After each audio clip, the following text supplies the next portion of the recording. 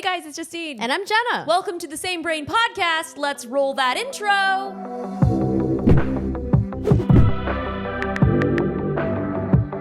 So I just recently got back from Cupertino. I got a chance to go up there and test out the new satellite feature in the iPhone 14, which is out today. Depending upon when you're listening to this, it may be out yesterday or the day before, but it's officially out now. That's exciting. I'm glad that this is the way that you got to test it instead of in a real life scenario. Exactly. So they set up this whole scenario so you were able to test to see what it would actually look like in a real life scenario. So I got a chance to sit down with the Apple executives and talk about the whole process, like what satellite system they used, how this is all working and how it came to be. And then I got a chance to do the actual demo. Well, I'm excited to actually watch it because I saw some behind the scenes that you showed me and it looked very, very good. So if you are listening to this, you can see the video on youtube.com/samebrain. Check it out. It looks like keynote worthy. It looks like an Apple commercial. Like, I know. It's beautiful. I was just sitting there. I'm like, oh, this is amazing. So if you are listening, that's great. We love to hear it or see it, but you should definitely see it. You should. Okay, let's get to the interview. Thank you guys so much for joining me. Actually, I'm joining you here. Oh my goodness, thanks for having us. Thanks for coming here. This is so exciting. So you guys want to do a quick little intro for everyone to know, Sure. kind of set the stage here for us all. I'm Cayenne. I work on the worldwide product marketing team here at Apple for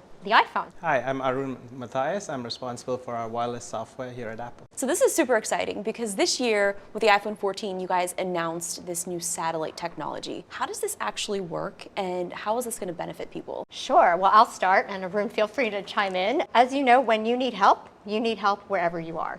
And with the emergency SOS via satellite capability, we created this groundbreaking service on all iPhone 14 models to allow the iPhone that you have with you in your pocket all the time to connect directly to a satellite and get you help when you're off the grid. Now, of course, the satellite connectivity was a key part of this, and we saw that as important to allow Apple to expand our offerings as far as safety features. And now, satellite connectivity is important because even though ground cellular connectivity has improved over the years, there's still some places such as national parks or winding roads where cell towers don't quite reach yet. And maybe in most cases these limitations are okay, but when there's an emergency that can be a problem. And so we work to bring this capability to the iPhone 14 models that you have with you all the time. And we're really excited because it's coming really soon. It's coming November 15th to the US and Canada. And in fact, we're going to be rolling out to 4 new regions next month with the UK, Ireland, France, and Germany. So we're really excited. It's going to be included for 2 years free, starting with the activation of your iPhone 14. And we can't wait for people to be able to use it. I think this is incredible because my sister and I, we used to hike so much and we would go off the grid into these places and it was really scary. So then I ended up going and getting a satellite phone and it's this big chunky device and then I would forget to pay the bill for it. And then I was like, wait a minute, this isn't actually working when I need it. And just to know that something that I do have with me always is something that could potentially save your life. So now when you're actually using this, so what does that kind of look like? So say my sister are out and I either fall or we realize that we're lost and we need help. So how does that all work? Yeah, so our aim is to make this as simple and really familiar for you. Today with your phone, if you want to call for help, call 911, you can attempt to make a call to 911, or in some places you can send a text to 911. Now that's in some parts of the US, not everywhere, but in a lot of parts of the US. And so our goal with the experience was to really make it so that if you went to make that phone call to 911, your iPhone will try its best to make that phone call. It'll try and get on any available carrier. If it cannot find any carrier because you're out in the middle of nowhere, it will now give you an option to be able to use the satellite to send an emergency SOS via the satellite. From a user perspective, it's right there. The option shows up when you need it. And once you hit on that button, it'll kick you into the experience. So the phone obviously knows when you don't have connection. So you're saying if I actually needed help, I call 911, it'll automatically connect me to satellites? Yeah, so when you call 911, it will realize that it's not able to actually make a phone call. Mm-hmm. So it'll give you an option on the screen now to actually text message with 911 via the satellite. And something I thought that was so cool that you guys were doing is there's this compression algorithm so that you're making the file size really small so that it's actually able to reach the satellites. Because I think that's a misconception that a lot of people don't understand. Like, you're communicating with satellites very far in the sky that you really cannot see. So how does that all work? Yeah, that's a great point. You know, that as you mentioned, the satellites are moving really fast. It's like 15,000 miles per hour, 800 miles above Earth. We're creating this interface that Arun described that really allows you to get connected really easily. And Arun can speak to the short text compression algorithm, but one of the things even ahead of that is we created this questionnaire that surfaces the most common questions during a real emergency so that you can very quickly tap and select those answers, and we compress that and send that up much more efficiently than having to do all of that through back and forth texting. The amount of data that we can send is fairly minimal because it needs to get up to 800 miles above. And so we built this questionnaire so we can really reduce the amount of data that needs to be sent.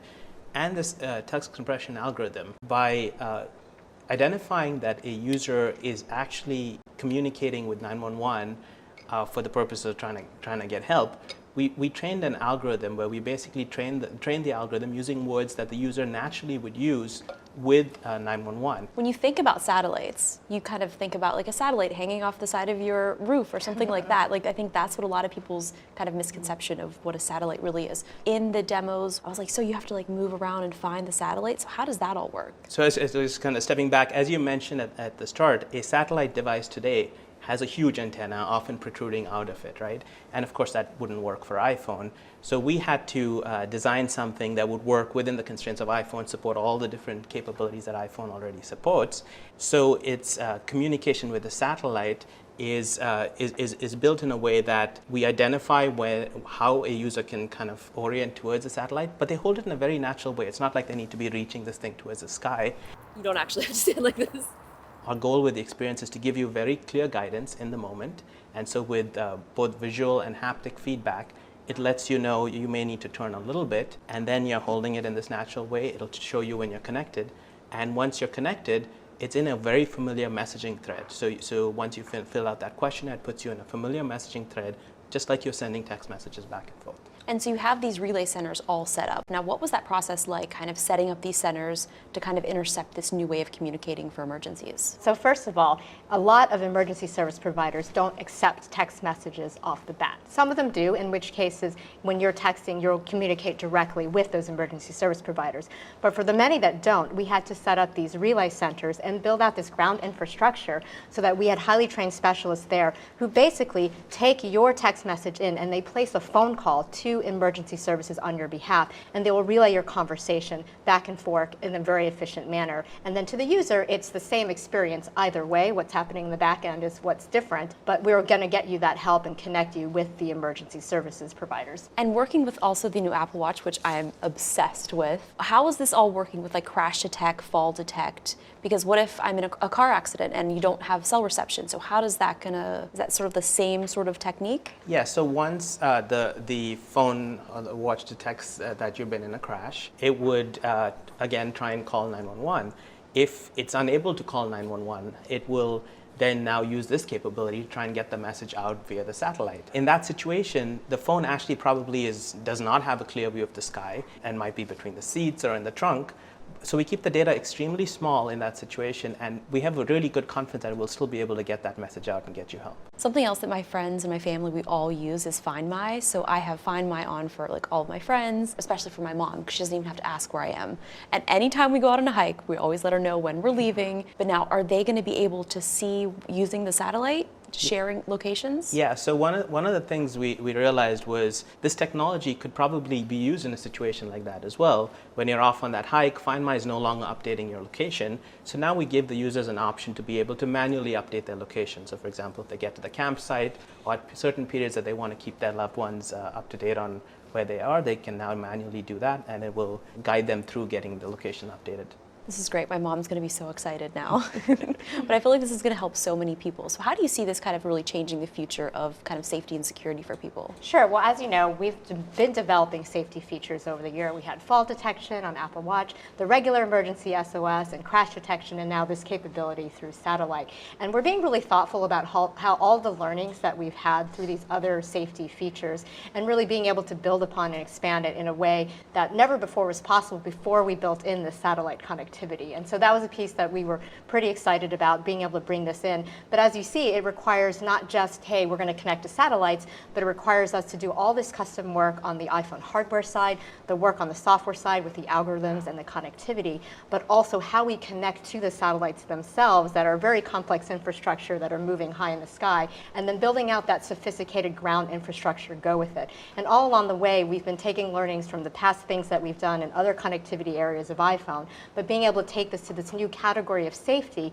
to bring more users that additional peace of mind of having the safety features. Because even though some people are really great about learning and paying for these dedicated satellite devices, for a lot of people, they're just like casual weekend hikers, and they may not even realize they're going to end up off the grid and find themselves in an emergency situation. And so now having this on the iPhone that you're going to have to take your videos, to take your photos, it just brings you that additional layer of safety and, of course, that peace of mind. Yeah, and the satellite phones were great, except like you said, most of the time when you need it, you don't have it with you. So like every time I was actually on a hike or even just in a remote location where you would actually need this, you don't have it. So I guess going back to the software, and what does that whole process look like, I guess, from kind of start to finish, saying I'm out there and I need to use it? Is there anything that we would need to know going into it, or it's just it'll automatically start working? I was going to just remind people they should update their medical ID, because that's also something we send up in addition to the questionnaire, which can include critical information like your age, if you have any allergies or any medication, if you choose to fill that out. And so that's also a very quick way to get that up there. So that's something you can do ahead of time so that when you're in an emergency, all that works effectively. So now does this alert my medical people that I have kind of listed, like my emergency contacts, and then also go to the relay centers as well? If you do have your emergency contacts set up, you do have the option to choose to notify your emergency contacts during that questionnaire that you send up to the emergency service providers. And so what will happen is if they're on iOS 16.1 or later, they will actually get an alert that says, hey, that someone they know has had an emergency event and using emergency SOS via satellite, and would you like to see the transcript? And then they'll be able to see a live transcript of your conversation two-way with that emergency service provider or relay center, including your location and the nature of your emergency. So does this pop up like a separate app, or is it basically just in iMessage? So like I would be texting a friend, but now I'm texting for help. Yeah, just in iMessage, just like you would text a friend, you'd have a message thread with 911. And then your emergency contacts will actually be able to see that live transcript that Kyan mentioned. And we built the live transcript because your emergency contact can't really contact you at that point, right? You're not available to receive a phone call or send a message to them. So this keeps them informed on what's happening. Is there a way to let the emergency responders know once someone has arrived? Like how does that all work when kind of the situation goes down and then you're okay? Well, you can see the transcripts. So you would be able to see, for example, if they said, okay, help is on the way. So you'd be able to follow alongside the same time as the emergency. Yeah, and in many cases, you'll actually continue that emergency session until the actual responder shows up there, right? And so they'd see that all the way through to that. So now obviously these satellites have been up there for a really long time. So what was it like kind of, I don't know, I guess wrangling the satellites, figuring out how this all was going to work? Well, certainly. I mean, there's a sophisticated network of satellites that are already in orbit. They have regulatory approval. They've been built with redundancy, capacity, and so it's a really reliable infrastructure that we had. And so we did an additional level of technical work, both on the satellite side as well as on device side, and how we connected. But it's already a really great, robust solution that allows us to bring this capability to so many people. Pretty much on November 15th when it starts going live. One of the other things that we considered was, we looked at a band when we picked the technology. We picked a single band that allowed it to work in many places around the world, so that even if you are traveling, let's say, to another location where we eventually enable this or vice versa, you'll be able to have access to the same emergency services capability via satellite. Yeah, and so it was really important to us to actually use a satellite constellation that was actually fully mature and built out. And so as you identified, the challenge became how do we make the iPhone actually be able to interact with this thing that's already launched and up there and been up there for a long time and is mature. And so we had to make the necessary hardware modifications to allow us to optimize that communication back and forth, and then build an entirely new communication stack that included a whole new waveform and all the layers above, a custom link layer, custom networking layer. And so really, really very, very much custom for this purpose, and be able to put the system together. It's really wild just kind of picturing all of this and even getting a demo of it. So like, how does my phone know that it's pointing to a satellite? Like, that's just, it's so wild. Like, I can't really wrap my mind around it. Yeah, and so given that these satellites are orbiting, we actually have information on the phone for it to be able to know what satellites it should be expecting to see at that point in time. And then also it's going to see multiple of them. It's going to know that there are multiple of them, being able to identify which one's the best one. And as it's guiding the user to possibly turn a little bit, it might identify that another one might be the better one or have a better strength for it to be able to connect, so it'll guide the user and in a very simple way. So the user really doesn't really need to know any of this. It just tells them that they need to turn a little bit and then gives them clear indication that they're connected to the satellite. It's really cool, and it's such amazing technology, and I feel like so lucky to be able to be in this time where that's going to be helping so many people's lives. Hopefully I never have to use it, but just knowing that that sort of is in my pocket or in my purse or on a hike with me just gives me that peace of mind. So now we're joined with Mike. Welcome. Thank you. Yeah, so my name is Mike Trela. I lead the satellite connectivity group at Apple that's helped enable these new great, amazing features on iPhone 14. So how did you kind of go about figuring out which satellites you were going to choose? Like, how does this all work? Well, we partnered with a great company in Globalstar. Globalstar has been offering mobile satellite services for decades.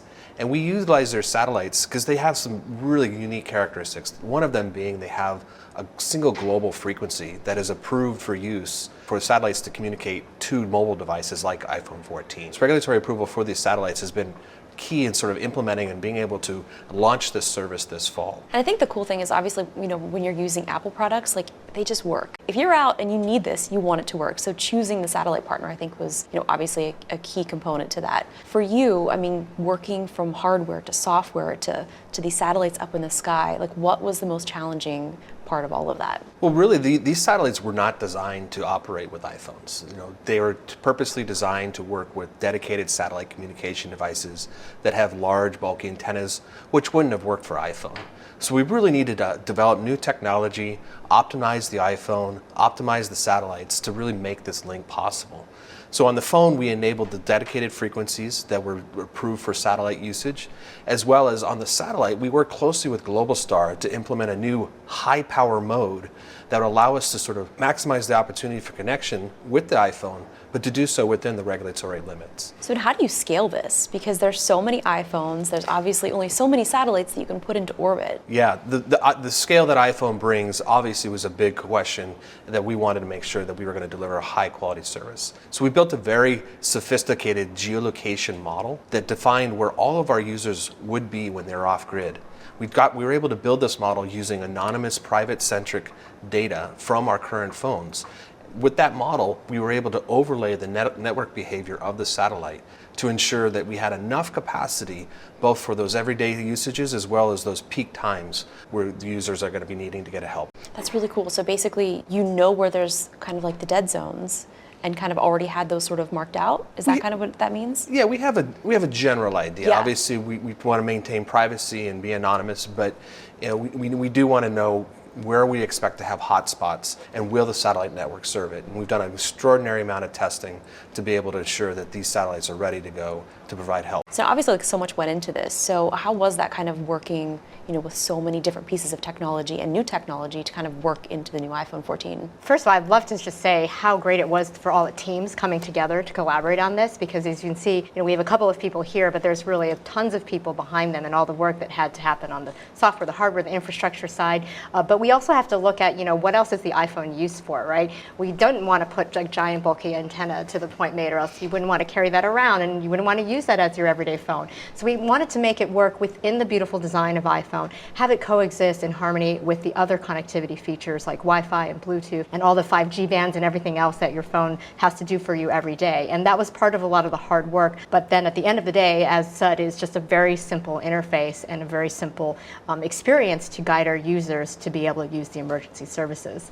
A very super simple interface for a very complex problem to solve. Totally. Extraordinarily complex. Kind of looking at this all now that it's out there, like what are you most proud of? I think with iPhone 14, we're taking satellite connectivity, which has kind of been for dedicated users, and we're bringing it to a whole new user base. People that are, find themselves occasionally off-grid, not expecting to be off-grid, and now we got this new technology that's really going to be out there available for all of iPhone's i14 users. Yeah, I think just satellite connectivity felt like something that was so futuristic and far off that was not attainable to anyone, and now pretty much everyone can have a satellite in their pocket. It's really, really cool. Well, thank you so much. Is there anything else that you want to add about this new feature coming out? Well, we're really excited to have it come out today. I know millions of users will have that benefit pretty soon, and so we're just looking forward to getting it out there and hopefully helping people when they need it. So now, is there a demo that people can try this out, or like how can they actually see if this is going to work? There is a demo. You can do that ahead of time without a real emergency. You just want to go out to a clear open sky because that's how the feature works best.